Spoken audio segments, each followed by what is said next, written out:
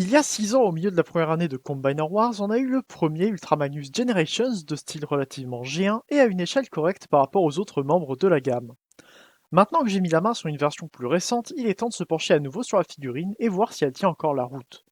La version Combiner Wars Ultra Magnus reprend le personnage d'ADW qui diffère considérablement de la version G1. Si Ultra Magnus a déjà été un cybertronien précis, il est mort tôt dans la guerre et a donné naissance à une lignée d'Ultra Magnus dont le nom devient alors un rang de personnages s'étant succédé, ayant partagé une apparence physique proche. Ils servent sous Tyrust pour faire régner l'ordre et la justice dans la galaxie. Nombre d'entre eux sont morts, et dans toute la partie d'ADW 2005 narrée au présent, on ne voit qu'un seul porteur de l'armure Magnus, Minimus Ambus. C'est pourquoi le mode robot d'Ultra Magnus Combiner Wars reprend l'apparence du personnage dans More Than Meets the Eye et vient avec un Minimus Ambus de la taille d'un Micromaster. C'est un point que j'aime beaucoup et qui a ravi les lecteurs de comics où il est un personnage attachant malgré ses défauts, comme beaucoup de personnages dans cette série. Minimus Ambus est assez simple et se transforme en voiture tel qu'il est présenté dans les comics lorsqu'il a son armure intermédiaire. Sans aucune armure, il garde un mode robot similaire, mais il se transforme en Turbo Fox. On a donc ici un amalgame entre la taille du mode robot le plus simple et le design du robot intermédiaire. Au moins, on a une petite voiture cybertronienne assez sympa. Magnus en lui-même est bien fait avec une couleur principale que j'ai toujours trouvée étrange. Je dirais qu'il n'est peut-être pas assez bleu. La tête est jolie avec des sortes de lunettes que j'aime bien. Le torse est juste une simple plaque avec assez de profondeur, mais un design que j'ai mis quelque temps à apprécier. J'aime plus le style carré de son homologue G1. Les mains qui s'ouvrent sont un bon point, malheureusement elles n'ont pas de compatibilité 5 mm, ce qui les rend peu utiles pour des armes plus récentes. Il est fait pour tenir ces deux armes, dont une est pas mal, mais l'autre est clairement là pour former le marteau. Cependant, même si les fusils tiennent moyennement en main, le marteau tient très bien, ce qui est toujours apprécié. Rien que le fait d'avoir un marteau est toujours une bonne chose. Enfin, pour les jambes, le plus gros défaut que je trouve à ce Magnus, ce sont ses pieds. Ce sont juste deux énormes coquilles dont je n'ai jamais aimé l'apparence en robot comme en camion. Je ne saurais pas mieux l'expliquer, mais même si je m'y suis fait, je n'aime pas trop m'attarder dessus. En plus des articulations normales pour l'époque, ignore la rotation de la cheville et préfère ajouter une pente toujours présente au pied du robot. Malheureusement, ni le Siege ni le Kingdom ne régleront le problème en mode alternatif, avec des pieds toujours penchés à l'arrière.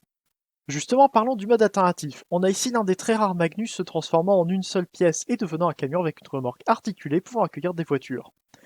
C'est assez différent du mode alternatif des comics dont il est issu. On a quelques détails étranges comme une calandre bien trop énorme et des échelles et portes sur les côtés qui semblent poser ce camion comme étant à l'échelle avec le mode voiture de Minimus en bus. Un choix que je n'aime pas vraiment. Après tout, c'est juste Minimus qui est trop petit pour Magnus. Mais sinon, les fonctionnalités sont toujours bonnes et les meilleures qu'on ait en Generations.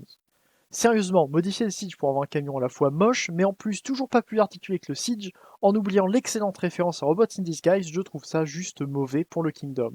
Le Combiner Wars peut tenir quelques voitures dans sa remorque tant qu'elles ne sont pas trop grandes. Et il a même un emplacement pour Minimus en bus qui ne loge pas dans la cabine dans ce mode. Pour passer justement à l'intégration de Minimus, il s'installe parfaitement dans le torse formé par la cabine, en robot. Et la tête qui arrive dans le casque de Magnus est un excellent point. Mais justement, pour ceux qui n'ont aucun attachement à Minimus en bus, vous pouvez le mettre sur le côté, par exemple avec Rung Siege, et vous aurez quand même un Ultra Magnus complet et jouable. Et donc, après 6 ans, cet Ultra Magnus vaut-il encore le coup? Je dirais que oui, ne serait-ce que pour la transformation en une seule pièce et une mode alternatif certes étrange, mais articulé et logeable. Et pour le mode robot, il manque certes d'articulation au bassin et aux chevilles, mais il reste quand même assez permissif. La possibilité de lui donner un marteau est toujours agréable, et je suis sûr que les ratchets un peu partout sont encore un argument qui peut donner envie. Et les références à IDW sont un plus qui le rendent indispensable si c'est cet univers que vous voulez collectionner. Même si deux autres versions du personnage ont été sorties depuis, je pense qu'Ultra Magnus Combiner Wars reste une version largement acceptée du personnage. Et si le style ne vous convainc pas tout à fait, peut-être que le parts forming est limité aux accessoires, ou la simple taille de ce Magnus vous plairont plus que les solutions de la trilogie War for Cybertron. C'est tout pour ce retour rapide sur mon premier Ultra Magnus G1, j'espère qu'il vous a plu. On se retrouve sur l'Arche pour discuter de lui et de sa version Siege avant que j'en sorte la review, et sur ma chaîne pour de prochaines vidéos. C'était Leader, fan for un jour, fan for un jour et salut.